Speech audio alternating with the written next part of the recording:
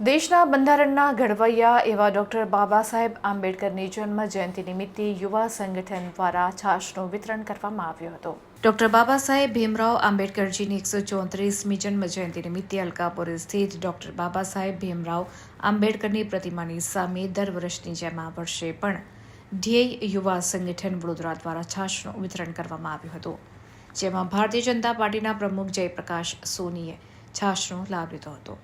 સાથે વડોદરાના મહામંત્રી સત્યેન ગુલાબકર, પૂર્વ deputy mayor Jivraj Chauhan, ward number 12ના પ્રમુખ હાર્દિક પટેલ તથા કાર્યકર્તા તેમજ તમામ લોકોએ છાશ પીવાનો લાભ લીધો હતો।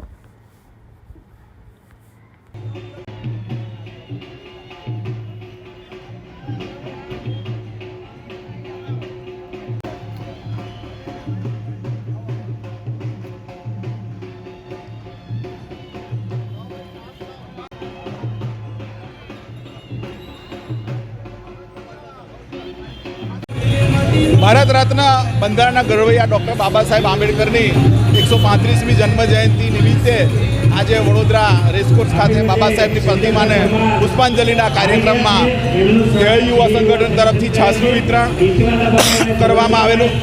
બહુ મોટી સંખ્યામાં લોકોએ એનો લાભ લીધો।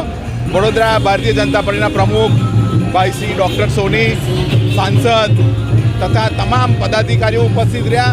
આ તમામનો અમે આભાર માનીએ છીએ। સાથે સાથે વડોદરા નગરની તમામ જનતા અહીંયા ઉપસ્થિત રહી બાબા સાહેબને શ્રદ્ધા સુમન અર્પણ કર્યા, તે બદલ તમામનો આભાર।